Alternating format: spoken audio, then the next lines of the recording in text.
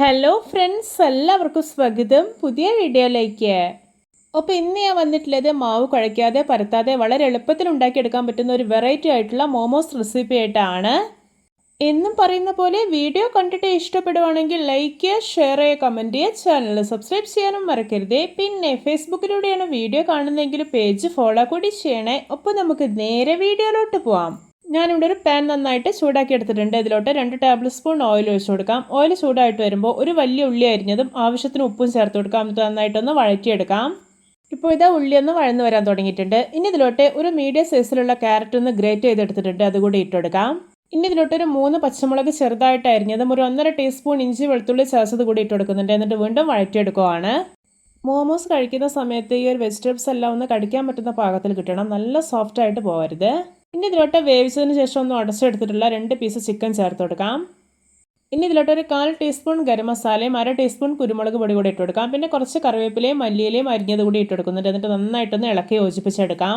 ഇതിലേക്ക് ഒട്ടും വെള്ളമൊന്നും ഒഴിക്കരുത്, നല്ലപോലെ ഡ്രൈ ആയിട്ട് തന്നെ ഇരിക്കണം. ഇനി ഈ ഒരു മസാല ഒന്ന് ഉരുട്ടിയെടുക്കാൻ പാകത്തിന് വേണ്ടിയിട്ട് ഒരു 1 ടേബിൾ സ്പൂൺ മൈദ കൂടി ചേർക്കുന്നുണ്ട്. എന്നിട്ടൊന്ന് മിക്സാക്കി എടുക്കുവാണ്.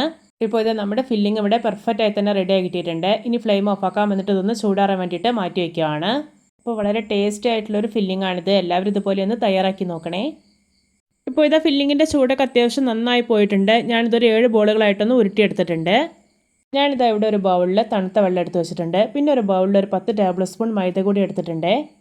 ഇനി നമ്മൾ റെഡിയാക്കി വെച്ചിരിക്കുന്ന ബോളുകളുണ്ടല്ലോ, അത് ഓരോന്നായിട്ട് എടുത്തിട്ട് വെള്ളത്തിൽ നന്നായിട്ടൊന്ന് മുക്കിയെടുക്കാം. ശേഷം മൈദയിലിട്ടൊന്ന് കോട്ട് ചെയ്ത് കൂടി എടുക്കാം. ടോട്ടൽ ഇതൊരു 4 തവണ തന്നെ റിപ്പീറ്റ് ചെയ്യാം. ഇതുപോലെ എല്ലാം ചെയ്തെടുത്തിട്ടുണ്ട്. ഇനി നമുക്കിത് സ്റ്റീം ചെയ്തെടുക്കാം. അതിനായിട്ടൊരു ഇഡ്ഡലി പാത്രത്തിലോട്ട് വെള്ളം ഒഴിച്ചു കൊടുക്കാം. എന്നിട്ടൊരു തട്ട് വെച്ച് കൊടുക്കാം. ശേഷം ഉണ്ടാക്കി വെച്ചിരിക്കുന്ന ബോളുകളെല്ലാം ഈ ഒരു തട്ടിലേക്ക് വെച്ച് കൊടുക്കാം.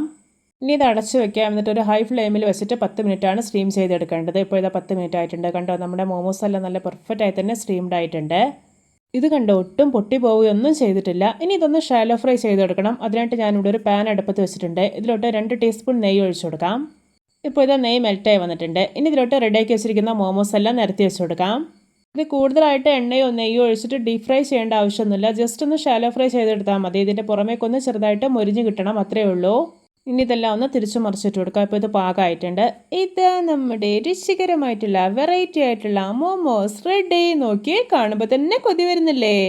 അപ്പോൾ കുഴയ്ക്കാതെ പരത്താതെ എത്ര സിമ്പിളായിട്ടാണല്ലേ നമ്മൾ ഒരു മോമോസ് ഉണ്ടാക്കി എടുത്തിട്ടുള്ളത്. എന്തൊരു ടേസ്റ്റാണെന്നറിയോ ഇത് കഴിക്കാൻ.